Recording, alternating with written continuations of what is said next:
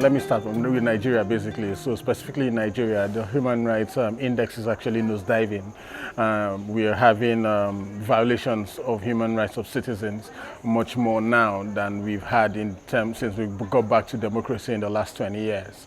Now the civic space is being shrinked the more. NGO, they've been trying to regulate NGOs, they've been trying to regulate even social media use in Nigeria. And so basically there's just that tussle on human rights, basically. And then there's also like an attack on free speech and even expression around the country. And I think what happens in Nigeria is also like a reflection of what happens everywhere else. So you see the case of Tanzania during one of the sessions at the commission, where you hear that there is a regulation for NGO bills, for NGO regulation rather, and that there is also an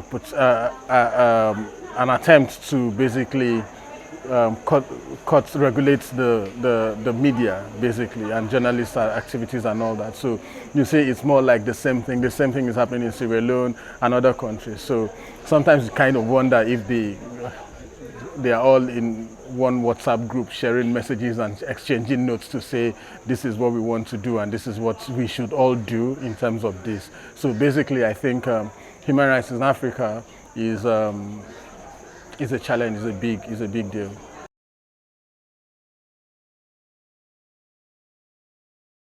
To the best of my knowledge, the Commission is not independent. It's still dependent on the AU, right? I mean, it's the AU that appoints the chair, and all that happens. Still, the states, the heads of government or the member states are the ones funding the Commission. So they're still under the whims and caprices of the member states and on a larger scale the African Union. So the level of independence is still not that strong. I mean, look at the LGBT rights, for example, where the member states came together and agreed that it shouldn't be part of any issues that will be discussed, and today we don't have any of those in the agenda. So basically these are the things that you can actually tell that there are some people actually who are controlling what happens at the Commission.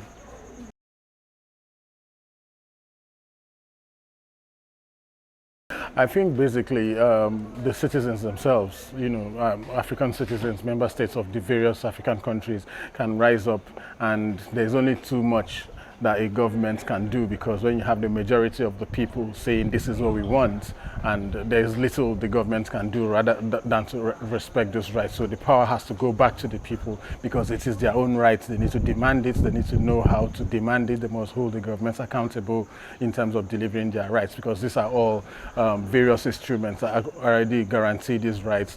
Constitution, the African Charter, and all that, the international instruments. So nobody else will guarantee you these rights except you take them.